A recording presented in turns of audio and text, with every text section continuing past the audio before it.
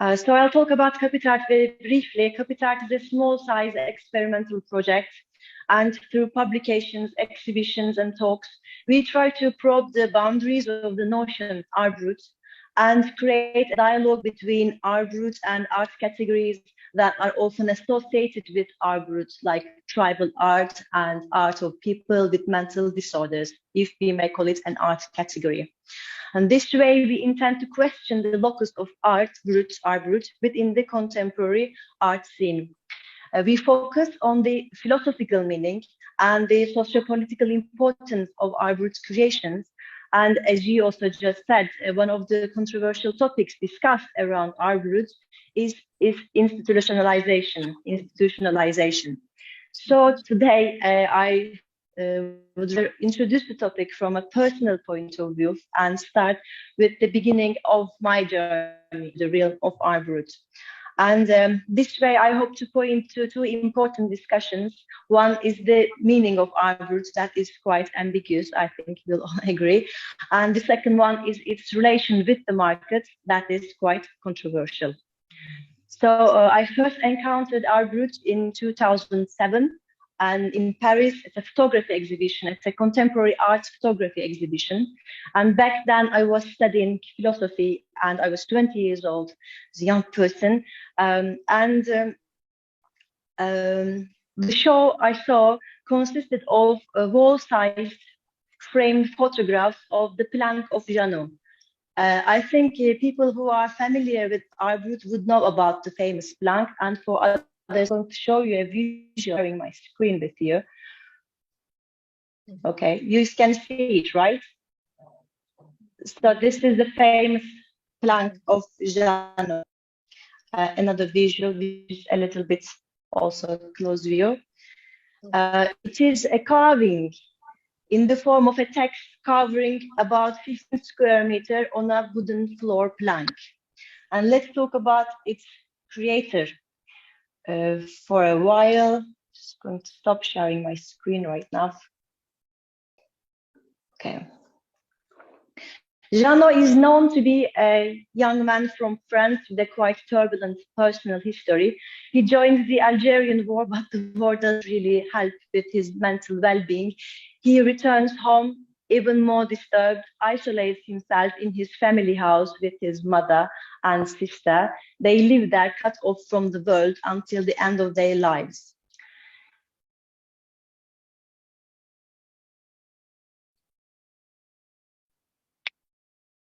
Mother, he starves himself to death.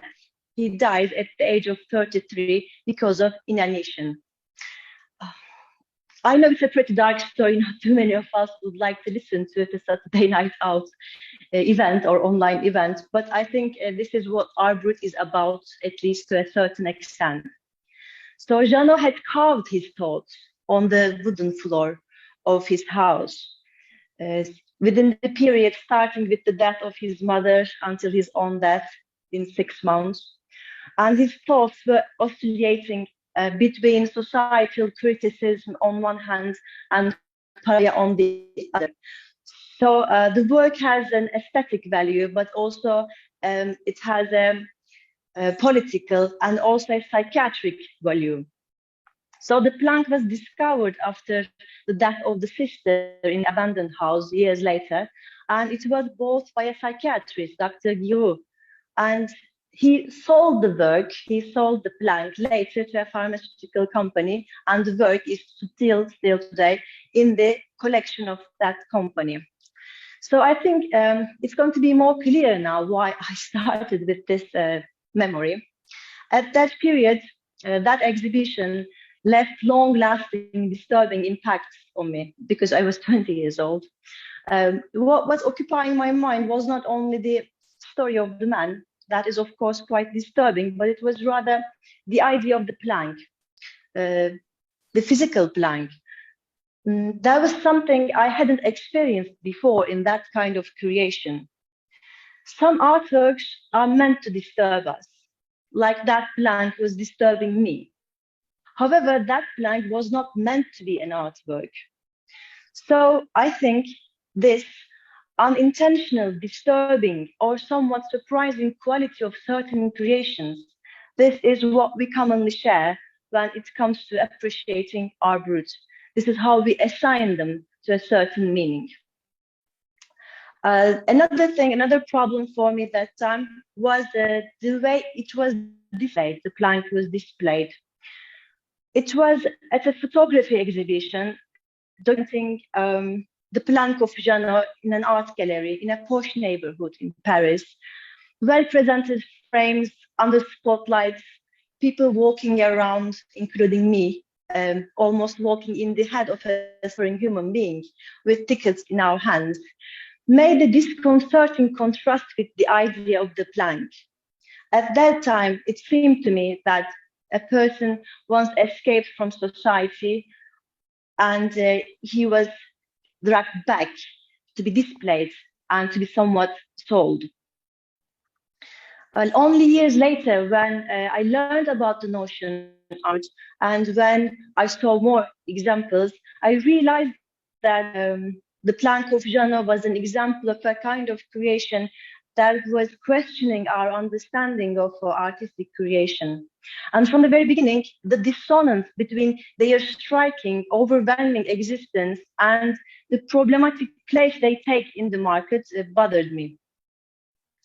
Later on, I kept frequenting art brut exhibitions in Western Europe, and there was a period I saw a disproportionate number of works coming from Japan.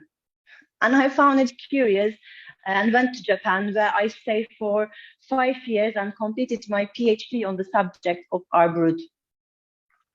In the beginning, I was surprised to see how art brut meant something completely different in Japan. And I thought it's because Japan is governed by a completely different thought regime and everything means something else in Japan anyway. But the more I dug into the subject, the more I realized that art brut means something different for almost everyone. This is why there is a huge controversial literature, starting with Dubuffet, the person who first came up with the term art brut, trying to define in vain what art brut is. I say in vain because I think this is precisely what is interesting about art brut creations. They escape from our categorical understanding. They escape from our desire to break down the difference, to break down what is unseen for us because of its difference into forms of similitude, to be able to define, categorize, label it, and this way to be able to master it.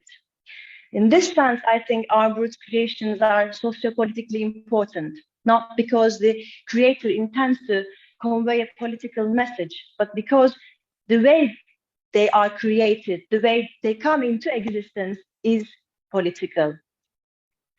So where does this idea, the perception of art brut as a politically charged creation, leave us in the market that is profit-oriented, that is apoliticizing, though arguably, and that is expanding by swallowing the outside as the locus of political resistance?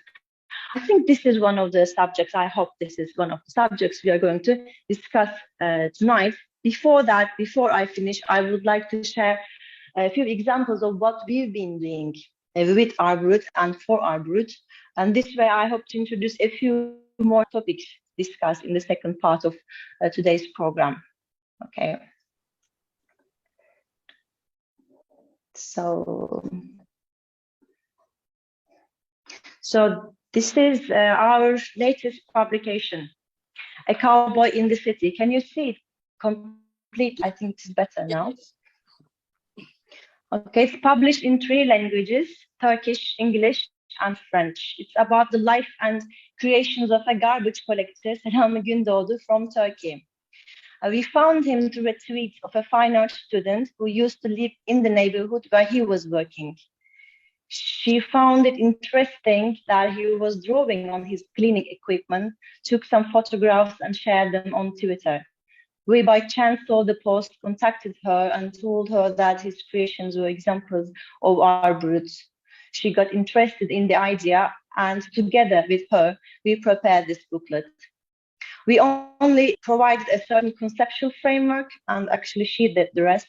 She talked with him about his life and creations, visited his old house in his village, and documented his early creations. Apparently, he used to draw on the tree trunks in his village, and he made comic books to tell some stories about the sounds in his village. A recent project is to create a physical and digital hybrid museum in India. There is an extraordinary tribal art collection in urgent need of conservation in Dimapur. And in collaboration with British and Japanese organizations, we are creating a physical museum that will be turned into a virtual reality museum with an online tribal art and Art Brut research hub. Not only to reconsider the dialogue between tribal art and Art Brut, but also to discuss the impact of digitalization on these creations and their appreciation. This is one of the exhibitions we had in Japan in collaboration with the European Commercial Art Brut Gallery and the Japanese Social Welfare Institution, Yamanami, together with talks on Art Brut and performance events. Several artworks and creators from Yamanami are presented in or by La Collection de l'Art Brut Lausanne, the original Art Brut collection of Jean Dubuffet, like Kazumi Kamae, she's one of them. Yamanami is a daily creative workshop for people with certain mental disorders, and this is Yumika Kawai from Yamanami. Her works are presented in collection ABCD in Paris, another very important, another very well-known collection. So a staff member of Yamanami told us that they were making cushion covers from Kawai's work before it was hung on the walls of museums and collections. So they had a decorative value and a certain use value before they became artworks. So I think this story illustrates well. Just to finish, sorry.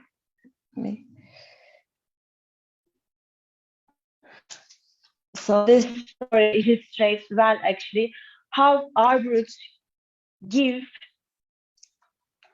way to different perceptions. And also it illustrates the dynamics through which we assign meaning collectively to art objects and artworks within the art field. So this is all I will share for now. Thank you.